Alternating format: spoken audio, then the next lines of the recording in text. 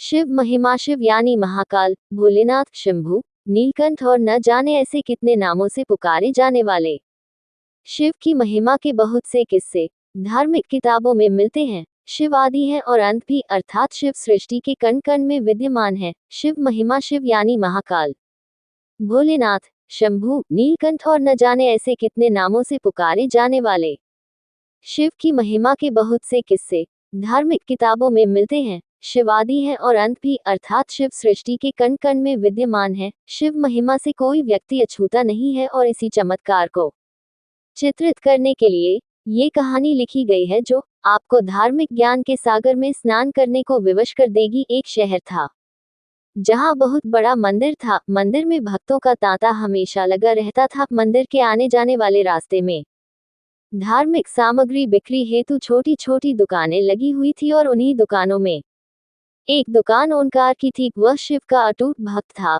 वह कई घंटों शिव की पूजा में लगा रहता था। दुकान में वह और उसका छोटा बैठा करते थे। उसका बेटा कार्तिक, जो कि केवल 8 वर्ष का था। हालांकि कार्तिक दुकान के काम के साथ साथ अपनी पढ़ाई में भी बराबर ध्यान देता था, जिस वजह से वह अपनी सभी कक्षाओं में अच्छे अंकों से उत्तीर्ण होता आया था। ओंकार अपने बेटे से बहुत प्यार करता था। ओंकार की पत्नी कार्तिक को जन्म देते ही दुनिया छोड़ चुकी थी। बचपन से कार्तिक को ओंकार ने माँ और बाप दोनों का प्यार दिया था। कार्तिक अपने पिता का आज्ञाकारी बेटा था। वह घर के काम के साथ साथ दुकान का भी काम संभाल लेता था। उनकी जिंदगी बहुत मजे से चल रही थी। लेकिन एक दिन नगर निगम का ऐलान होता है कि मंदिर परिसर से सभी दुकानें हटाई जाएंगी। इसका सीधा मतलब था, जिसकी स्वयं की जमीन होगी वही यहाँ धंधा कर सकता था। ओंकार अपने घर में पूजा कर रहा था। जैसे ही उसे यह बात पता चलती है, उसके पैरों तले जमीन खिसक जाती है, क्योंकि मंदिर परिसर की वह दुकान उसकी रोजी रोटी थी और उस दुकान के अलावा उसके पास आमदनी का कोई और जरिया नहीं था। वह तुरंत भगवान शिव के सामने बेसुध होकर लेट जाता है। ओंकार की आंखों में आंसू आ जाते हैं और वह शिव भगवान से कहता है, क्यों दे रहे हो मुझे इतनी तकलीफ प्रभु? क्या मैंने कोई पाप किए थे?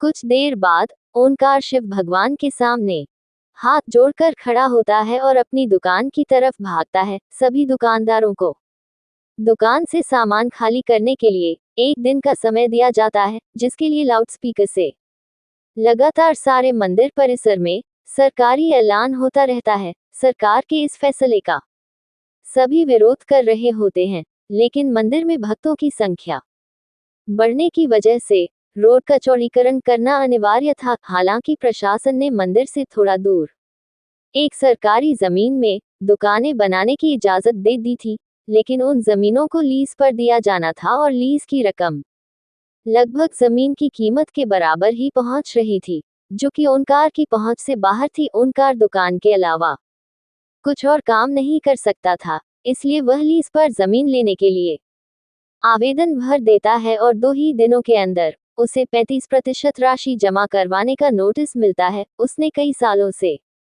दुकान से पैसे कमाकर जोड़े थे, इसलिए उसके पास लगभग आधी राशि तो उपलब्ध थी।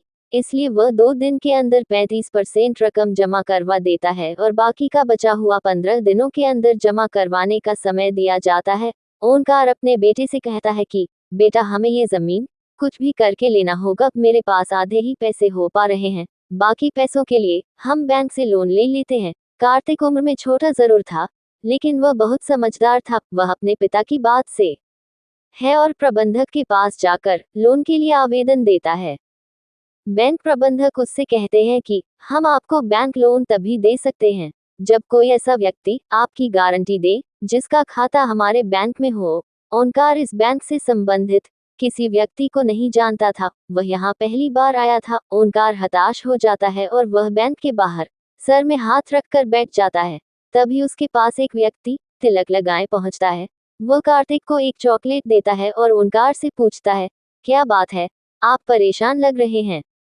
ओंकार अपनी समस्या उसके सामने रख देता है। तभी वह व्यक्ति कहता है, बस इतनी सी बात है, चलिए मैं आपकी गारंटी देता हूँ, मेरा भी खाता इसी बैंक में है। ये बात सुनते ही ओंकार के चेहरे में चमक आ जाती है। वह जल्दी से अपने कागज लेकर बैंक के अंदर दोबारा चल देता है। ओंकार अंदर पहुंचकर बैंक प्रबंधक के सामने गारंटी के तौर पर इसी व्यक्ति को प्रस्तुत कर देता है और सारी प्रक्रिया होते ही ओंकार को बैंक से लोन मिल जाता है। लोन मिलते ही वह भोले बाबा को प्रणाम करता है और जमीन का पंजीकरण करवाने के लिए राशि नगर निगम में जमा कराने पहुंच जाता है। राशि जमा होते ही ओंकार को जमीन दे दी जाती है। 2 दिनों के अंदर ओंकार लकड़ी की दुकान बनवा लेता है। ओंकार दुकान के अंदर सबसे पहले शिव की मूर्ति स्थापित करता है और इसके बाद अपने धंधे की शुरुआत कर देता है। उसे लोन चुकाने का टेंशन खाए जा रहा था। ओंकार की दुकान